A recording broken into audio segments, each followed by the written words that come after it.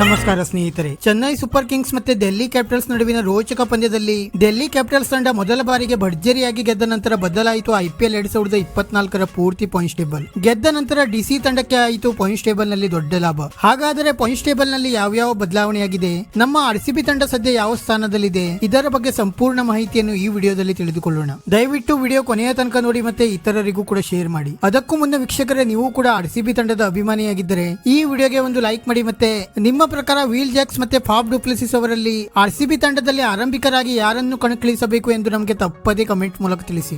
ಸ್ನೇಹಿತರೆ, ಡಿಸಿ ಮತ್ತೆ ಸಿಎಸ್ಕೆ ನಡುವಿನ ಮಹತ್ವದ ಪಂದ್ಯದಲ್ಲಿ ಟಾಸ್ ಗೆದ್ದು ಮೊದಲು ಬ್ಯಾಟಿಂಗ್ ಮಾಡಿದಂತ ಡೆಲ್ಲಿ ಕ್ಯಾಪಿಟಲ್ಸ್ ತಂಡ ನಿಗದಿತ 20 ಓವರ್ಗಳಲ್ಲಿ ಬರೋಬ್ಬರಿ 191 ರನ್ಗಳನ್ನು ಕಲೆ ಹಾಕಿತ್ತು. ಡೆಲ್ಲಿ ಕ್ಯಾಪಿಟಲ್ಸ್ ತಂಡದ ಪರ ಆರಂಭಿಕರಾಗಿ ಕಣಕ್ಕಿಳಿದಿದ್ದ ಪೃಥ್ವಿ ಶಾ ಮತ್ತೆ ಡೇವಿಡ್ ವಾರ್ನರ್ ಅವರು ಮೊದಲ ವಿಕೆಟ್ಗೆ 93 ರನ್ಗಳ ಸ್ಫೋಟಕ ಬ್ಯಾಟಿಂಗ್ ನಡೆಸುವ ಮೂಲಕ ಭರ್ಜರಿ ಆರಂಭವನ್ನು ದೊರಕಿಸಿಕೊಟ್ಟರು. ನಂತರ 3ನೇ ಕ್ರಮಾಂಕದಲ್ಲಿ ಬ್ಯಾಟಿಂಗ್ಗೆ ಬಂದ ರಿಷಬ್ ಪಂತ್ ಅವರು ಕೂಡ ಅಷ್ಟೇ ಸ್ಫೋಟಕ ಬ್ಯಾಟಿಂಗ್ ನಡೆಸಿ ಕೇವಲ 32 ಎಸೆತಗಳಲ್ಲಿ 3 ಸಿಕ್ಸರ್ ಮತ್ತೆ 4 ಬೌಂಡ್ರಿಗಳ ನೆರವಿನಿಂದ 51 ರನ್ಸ್ ಇಡಿಸಿ ಡೆಲ್ಲಿ ತಂಡದ ಮೊತ್ತವನ್ನು 191 ರನ್ಗಳಿಗೆ ತಲುಪುವಂತೆ ಮಾಡಿದರು. ಮತ್ತೆ ಸಿಎಸ್ಕೆ ಪರ ಅದ್ಭುತ ಬೌಲಿಂಗ್ ದಾಳಿ ನಡೆಸಿದ ಮತೀಶಾ ಪತಿರಾಣ್ ಅವರು ಪ್ರಮುಖ 3 ವಿಕೆಟ್ ಪಡೆದು ಮಿಂಚಿದರು.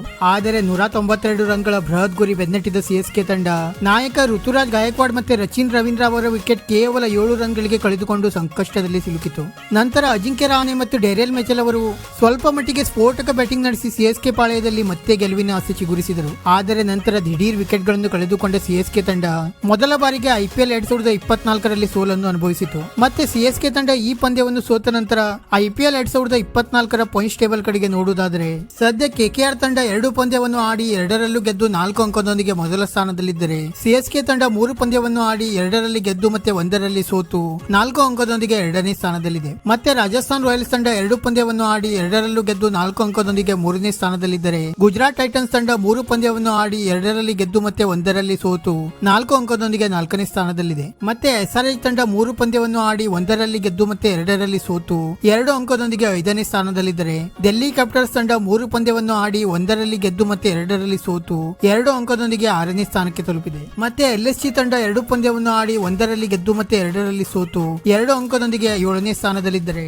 ಪಂಜಾಬ್ ಕಿಂಗ್ಸ್ ತಂಡ 3 ಪಂದ್ಯವನ್ನು ಆಡಿ 1ರಲ್ಲಿ ಗೆದ್ದು ಮತ್ತೆ 2ರಲ್ಲಿ ಸೋತು 2 ಅಂಕದೊಂದಿಗೆ 8ನೇ ಸ್ಥಾನದಲ್ಲಿದೆ. ಮತ್ತೆ ನಮ್ಮ ಆರ್ಸಿಬಿ ತಂಡ 3 ಪಂದ್ಯವನ್ನು ಆಡಿ 1ರಲ್ಲಿ ಗೆದ್ದು ಮತ್ತೆ 2ರಲ್ಲಿ ಸೋತು 2 ಅಂಕದೊಂದಿಗೆ 9ನೇ ಸ್ಥಾನದಲ್ಲಿದ್ದರೆ, ಮುಂಬೈ ಇಂಡಿಯನ್ಸ್ ತಂಡ ಆಡಿದ 2 ಪಂದ್ಯಗಳಲ್ಲಿಯೂ ಕೂಡ ಸೋಲುವ ಮೂಲಕ ಪಾಯಿಂಟ್ಸ್ ಟೇಬಲ್ ನಲ್ಲಿ ಕೊನೆಯ ಸ್ಥಾನದಲ್ಲಿದೆ. ಸ್ನೇಹಿತರೆ, ಇದಾಗಿತ್ತು ಐಪಿಎಲ್ 2024 ಸದ್ಯದ ಪಾಯಿಂಟ್ಸ್ ಟೇಬಲ್. ಇದೇ ರೀತಿ ಪ್ರತಿಯೊಂದು ಕ್ರಿಕೆಟ್ ಸುದ್ದಿಗಾಗಿ ಈ ವಿಡಿಯೋಗೆ ಒಂದು ಲೈಕ್ ಮಾಡಿ ಮತ್ತೆ ನಮ್ಮ ಈ ಚಾನೆಲ್ ಅನ್ನು ಸಬ್ಸ್ಕ್ರೈಬ್ ಮಾಡಲು ಮರೆಯಬೇಡಿ.